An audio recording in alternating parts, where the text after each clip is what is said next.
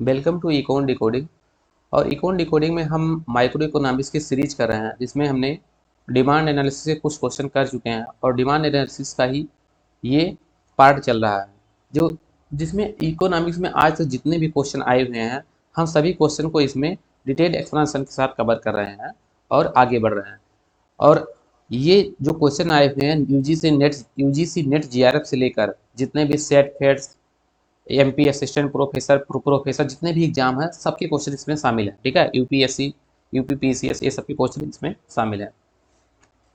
तो ये सीरीज बहुत हेल्पफुल है। इस वीडियो को आप देखेंगे तो आप इसमें बहुत से क्वेश्चन वो बेहतरीन तरीके कवर कर पाएंगे, जो नॉर्मली आप क्वेश्चन ऐसे जनरली नहीं खोज पाएंगे, लेकिन यहाँ पर सभी क्वेश्चन मिल जाएंगे आपको।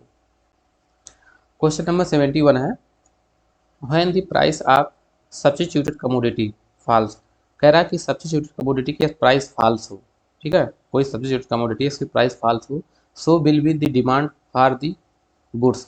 तो so will be demand for the other goods, तो मतलब उसके साथ अदर गुड्स होते हैं। सब्स्टिट्यूट कमोडिटी में टू गुड्स होते हैं, तो अदर गुड्स जो होगी उस पर क्या इफेक्ट पड़ेगा।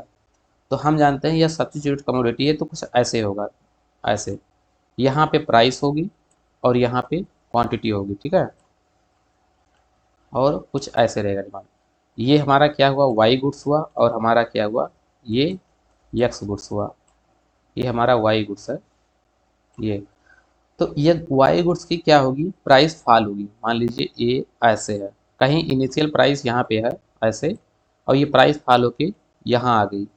जैसे ही प्राइस फॉल होगी, तो इस वाई गुड्स की जैसे ही प्राइस फॉल होगी, इसकी डिमांड बढ़ जाएगी, क्योंकि यहाँ प्राइस है और प्राइस फॉल होगी तो इसकी डिमांड वाई गुड्स की बढ़ जाएगी। तो यक्स गुड्स से लोग क्या करेंगे, वाई पर शिफ्ट हो जाएंगे, क्योंकि वाई की प्राइस फॉल हो गई तो वाई की डिमांड क्या हो जाएगी, कम हो जाएगी। ठीक है, तो वाई की डिमांड क्या हो जाएगी, फॉल हो जाएगी या कम हो जाएगी। तो ऑप्शन नंबर बी इसमें सही है। ठीक है,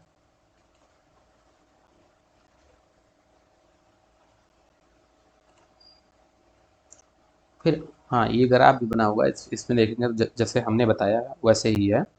72 नंबर क्वेश्चन देखते हैं।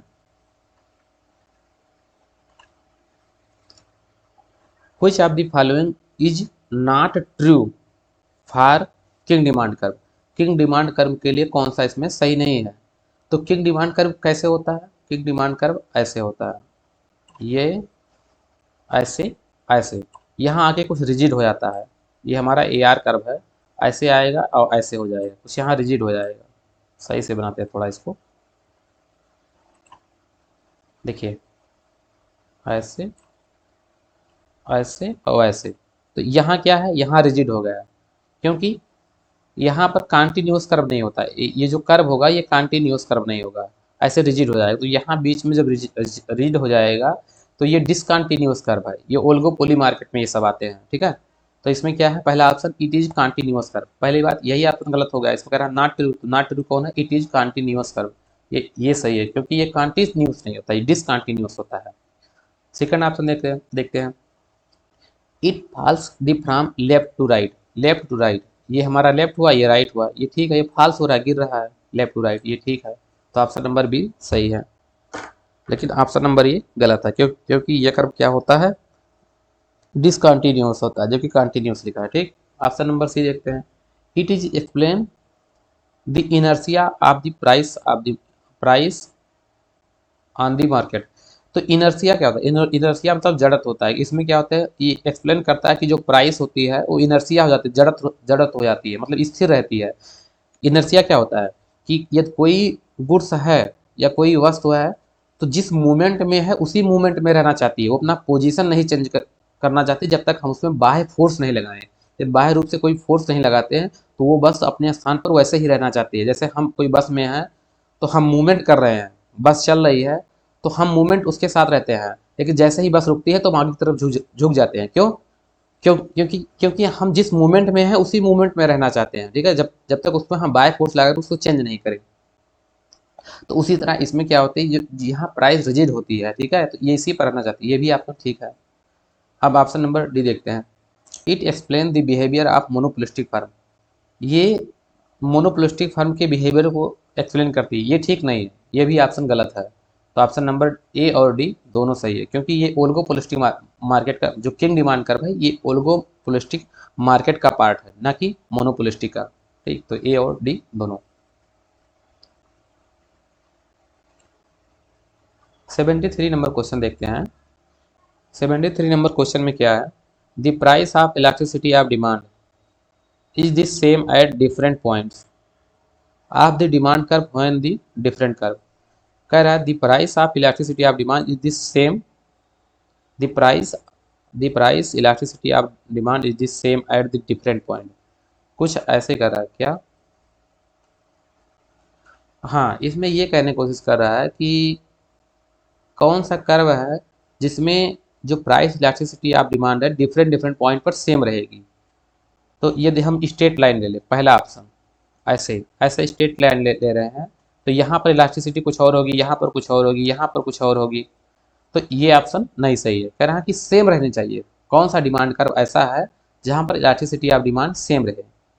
तो डी डाउनवर्ड कर्व, यही कर्व है, स्ट्रेट लाइन या डाउनवर्ड कर्व। जैसे मान लीजिए ये डाउनवर्ड कर्व ऐसे कर सकते हैं, ये भी डाउनवर्ड है लेकिन बट ये स्ट्रेट है, ये डाउनवर्ड है, ये स्ट्रेट नहीं, ये कर्वीलिनियर है, तो इस पर भी डिफरेंट होगा। फिर सी ऑप्शन है ए रेक्टेंगुलर हाइपरबोला इज कर्व। जो रेक्टेंगुलर हाइपरबोला कर्व होता है इसमें क्या होता है, इसमें कहीं भी इलास्टिसिटी हम लेंगे, ऐसे कुछ रहता है ऐसे, तो उसमें क्या होता है कि सभी जगह पर हमारी इलेक्ट्रिसिटी सेम होती है। ठीक है, ये ऑप्शन सही है। रेक्टेंगुलर हाइपरबोला जो कर्व है उसमें सभी प्लेस पर हमारी इलेक्ट्रिसिटी सेम होती है। तो ऑप्शन नंबर सी इसका सही है। ठीक है, ये कर्व है रेक्टेंगुलर हाइपरबोला। 74 नंबर क्वेश्चन देखते हैं। Change in the demand means, कह रहा है डिमांड के बदलने का मतलब क्या है? Change in the demand means, demand के बदलने का मतलब क्या है? ठीक है, तो पहला ऑप्शन है इंक्रीज और decrease in the demand due to change in the price of commodity. ये कह रहा है कि ऐसे कुछ हो। देखिए ये हमारा डिमांड कर्व है और यहाँ पर प्राइस इंक्रीज और डिक्रीज हो रही है। यदि प्राइस इंक्रीज हुई तो क्वांटिटी को हम कम कर दिए, प्राइस डिक्रीज हुई तो क्वांटिटी को बढ़ा दी। तो चेंज इन डिमांड मतलब क्या? यहाँ प्राइस की इंक्रीज और डिक्रीज से मतलब हो रहा है, लेकिन यहाँ कुछ ऐसे शिफ्ट जैसे चीज़ें नहीं हो रही हैं।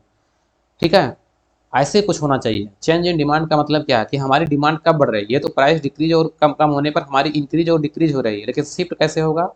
जब प्राइस कहीं ऐसे कांस्टेंट होगा और ऐसे हमारा डिमांड का शिफ्ट हो जाए, ऐसा आपको खोजना है। ठीक है, दूसरा क्या है, इंक्रीज और decrease in demand due to change in price of substitution goods. ऐसे ही बात हो रहा है, जैसे यहाँ पर सिंगल गुड्स थी, अब सब्स्टिट्यूशन गुड्स में क्या होगा? इंक्रीज एंड डिक्रीज होगा। ये भी ऑप्शन ठीक नहीं है।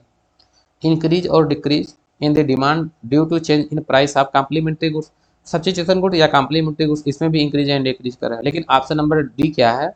Shift of the demand curve.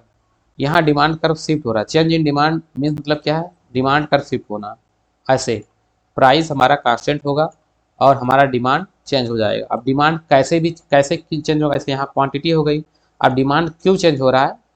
ये प्राइस पर डिपेंड नहीं है, ये अदर चीज़ों पर डिपेंड है, जैसे इनकम पर डिपेंड है, रिलेटिव गुड्स पर डिपेंड है, टेस्ट एंड प्रेफरेंस पर डिपेंड है। ठीक है, तो ऑप्शन नंबर डी इसका सही है।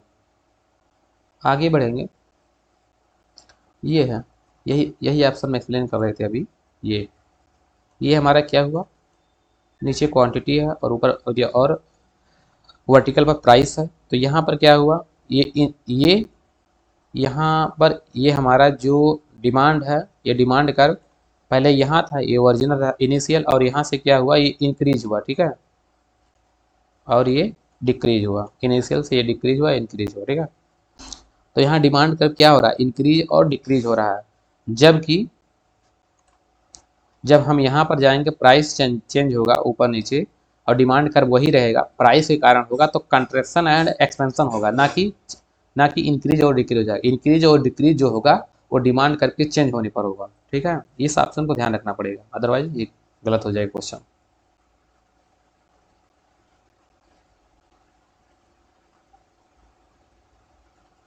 क्वेश्चन नंबर 75 है। 75 नंबर क्वेश्चन बोल रहा है change in demand without change in price is called. कह रहा है बिना प्राइस के चेंज हुए या डिमांड चेंज हो रहा है तो उसको क्या कहते हैं। अभी हमने बताया कि हमारा कर्व ऐसे है, हम कलर चेंज करते हैं, थोड़ा सा अच्छा कर लेते हैं ये। हाँ, ये भी उतना अच्छा नहीं है।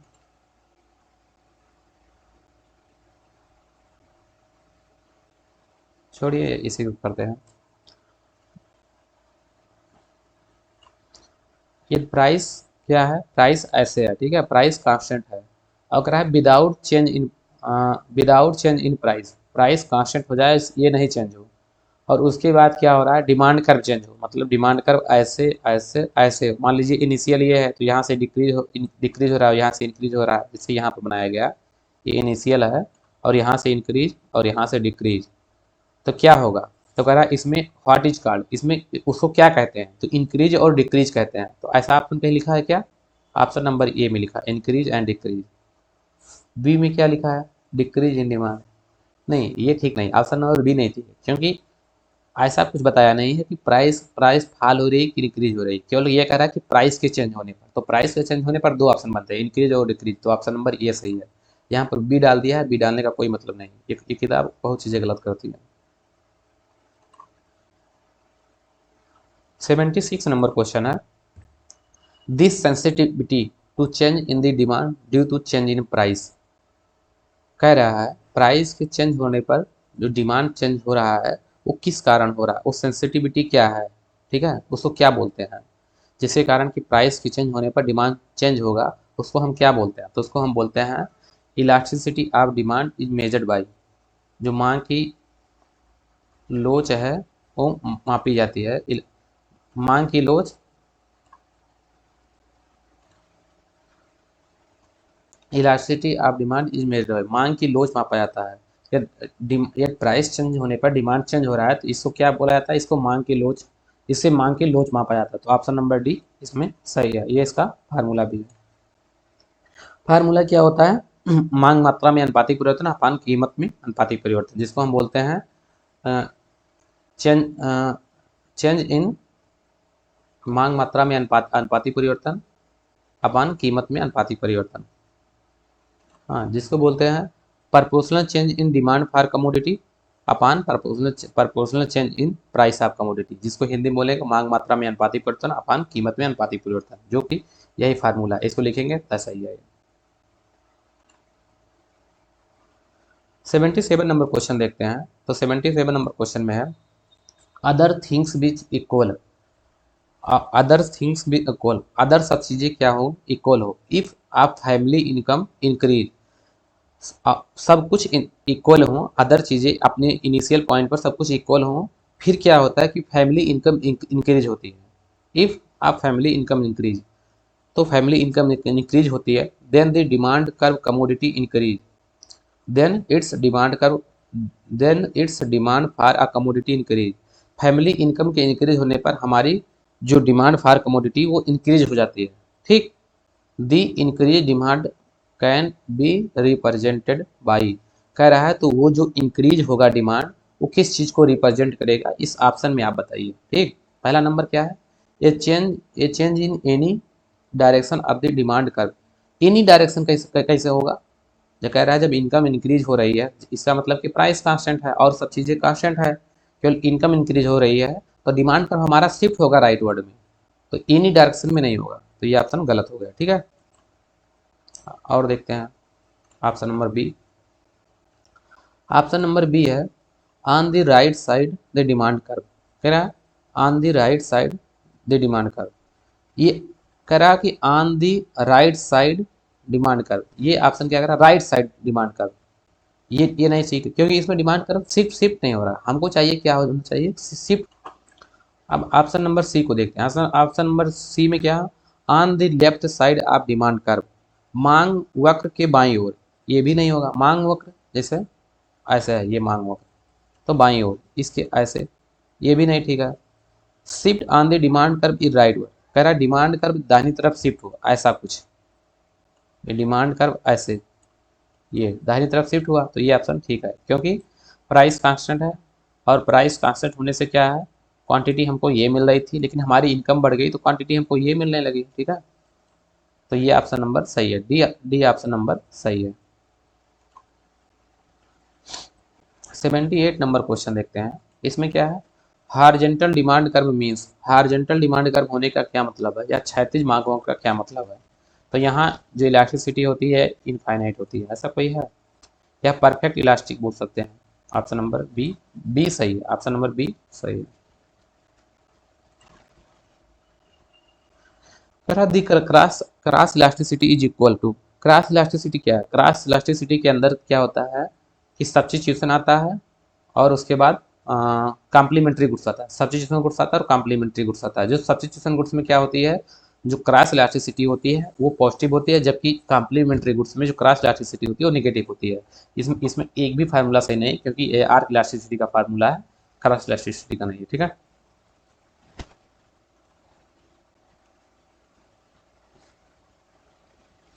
आगे बढ़ेंगे तो एक क्वेश्चन है 80 नंबर क्वेश्चन, जिसमें कह रहा है the law of demand is based, जो लॉ ऑफ डिमांड होता है किस पर बेस्ड होता है, ये हम जानते हैं, हम शुरुआत से ही पढ़ रहे हैं। तो मार्शल यही बोलते हैं कि मार्जिनल यूटिलिटी, मार्जिनल यूटिलिटी हमेशा बात करते हैं कि मार्जिनल यूटिलिटी डिक्लाइन होनी चाहिए। तो ऑप्शन नंबर ए सही है, मार्जिनल यूटिलिटी। ये मार्जिनल यूटिलिटी निकालने के लिए फार्मूला है total utility minus total utility minus one, मतलब ये टोटल यूटिलिटी अभी प्रेजेंट का और टोटल यूटिलिटी बाद का, तो ऐसे दोनों को माइनस करेंगे तो मार्जिनल यूटिलिटी निकल जाएगा, ठीक।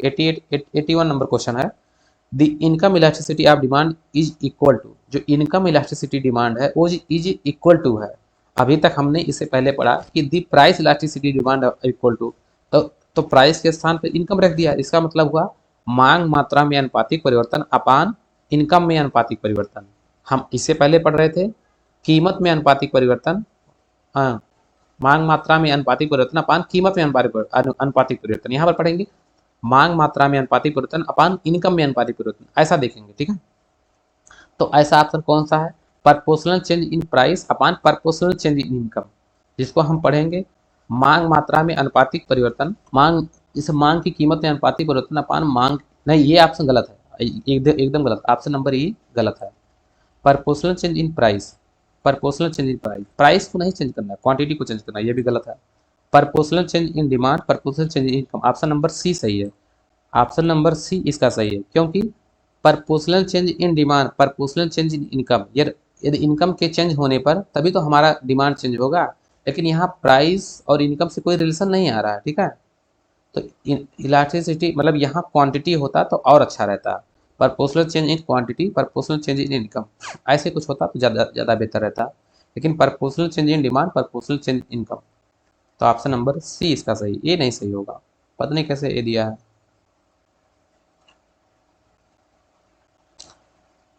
अच्छा ये फार्मूला में भी लिखा गया है, इसका मतलब ऑप्शन सी ही सही है, बट ऑप्शन नंबर सी सही है, गलती से ए दे दिया गया है, क्योंकि यहाँ क्या लिखा है, proportional change in demand of A commodity, proportional change in income of consumer, ठीक है। तो मांग मात्रा में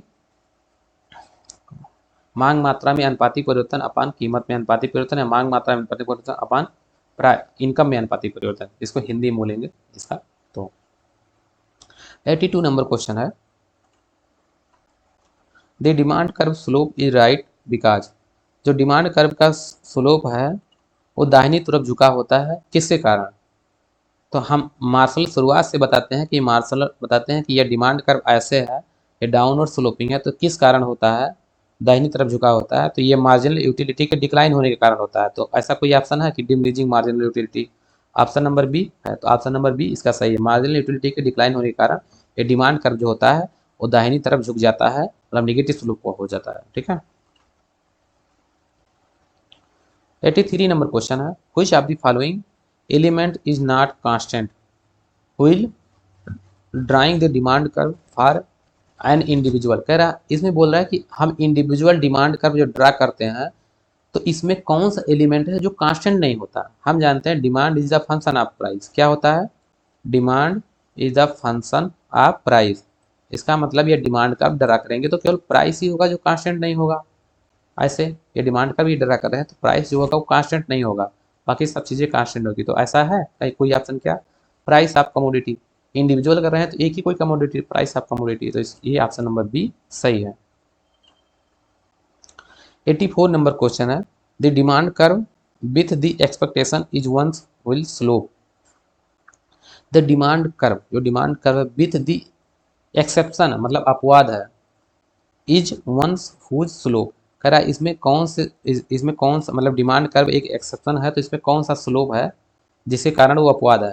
जैसे निगेटिव स्लोप का तो डिमांड कर्व होता है ही, ठीक, demand curve based the exception whose slope, कौन सा स्लोप है तो राइज, देखो राइज टू द राइट, मतलब राइज टू द राइट मतलब कुछ ऐसे हो रहा है तो ये अपवाद है, क्योंकि डिमांड कर्व क्या होता है निगेटिव स्लोप का होता है, लेकिन राइज टू राइट, ये राइज हो रहा है बढ़ रहा है टू राइट मतलब पॉजिटिव दिशा में बढ़ रहा है, तो ये इन्फीरियर गुड्स के केस में होता है, और इन्फीरियर मतलब वो गिफन गुड्स के केस में, और गिफन गुड्स क्या होता है हमारा एक एक्सेप्शन केस है, और एक्सेप्शन केस में गिफन गुड्स इसलिए डिमांड कर उसमें लागू नहीं होता, तो ऑप्शन नंबर ए सही है। और ऑप्शन देख लेते हैं क्या है इसमें। फॉलिंग द राइट, ये तो ठीक है, ये दाहिने साइड गिर रहा है तो ये ठीक है। Rise rise to left, right to left, right to left मतलब दाहिनी तरफ बढ़ रहा है ऐसे, और वो लेफ्ट की तरफ बढ़ रहा है ऐसे कुछ, तो ये भी ठीक है। Horizontal from the axis, demand curve ऐसे भी होता है, ये भी ठीक है, बट ऐसे होने का मतलब ये ऐसे होने का मतलब क्या है कि ये एक एक्सेप्शन है, एक अपवाद है जो कि गिवन गुड्स के केस में होता है, तो ऑप्शन नंबर ये ठीक है। 85 नंबर क्वेश्चन है, डिमांड कर्व सा, डिमांड कर्व हमको क्या दिखाता है, तो हम जानते हैं डिमांड कर्व दिखाता है inverse relationship between price and demand, ऐसा ऑप्शन हमको देखना होगा।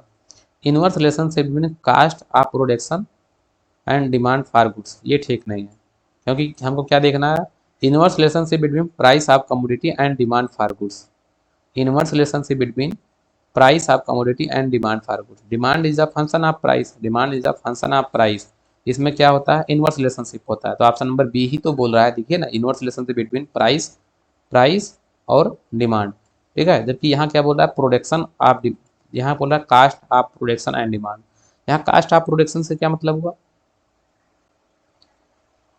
ठीक है। 86 नंबर क्वेश्चन है, an individual demand curve is the based on assumption that all of element remains constant except from except the following element, इसमें कह रहा कौन से एलिमेंट के अलावा और चीज़ें जो होंगी डिमांड कर्व में वो कांस्टेंट होंगी, जो डिमांड कर्व बेस्ड होता है इस एजम्पशन में, तो हर और चीज़ें कांस्टेंट होंगी जबकि एक चीज़ कांस्टेंट नहीं होगी, तो वो क्या है, ठीक है। पहला क्या है, on he income is consumer, consumer का इनकम जो होगा ये कांस्टेंट होगा, तो डिमांड क्या होता है demand is equal to function of price, ठीक है, इसका मतलब और other things with constant, other things जो होगा और कुछ चीज़ें कांस्टेंट होंगी जबकि प्राइस कांस्टेंट नहीं होगी, तो हमको ये देखना है, तो ऑप्शन नंबर ये गलत है, इनकम जो है कांस्टेंट होगा। At the cost of related goods, ये भी कांस्टेंट होगा क्योंकि रिलेटिव गुड्स की जो प्राइस होती है वो कांस्टेंट होती है, ठीक है। ऑप्शन नंबर सी क्या, at the constant of commodity, क्या sorry at the cost of commodity, कह रहा at the cost of commodity, जो कास्ट ऑफ कमोडिटी है ये कांस्टेंट नहीं होगी, यही सही है, क्योंकि cost of commodity is equal to price, किसी चीज़ का प्राइस डिसाइड होता है कास्ट ऑफ कमोडिटी से होता है, तो demand is a function of price, तो ये प्राइस क्या है ये कास्ट ही तो है, तो प्राइस कांस्टेंट नहीं होगा, इसका मतलब कास्ट कांस्टेंट नहीं होगा। लेकिन अब आप बोलेंगे कि बी नंबर भी यही कह रहा है, बी नंबर कह रहा है रिलेटेड गुड्स, रिलेटेड गुड्स की बात नहीं करनी है हमको, उसी गुड्स की बात करनी है इंडिविजुअल गुड्स की, एब्सोल्यूट गुड्स की, तो ऑप्शन नंबर सी ही यही चीज़ बोला, तो ऑप्शन नंबर सी सही है, ठीक है, बाकी और चीज़ें कांस्टेंट होगी। ठीक है, इस वीडियो को यहीं तक रखते हैं, फिर आगे अगले वीडियो में करेंगे।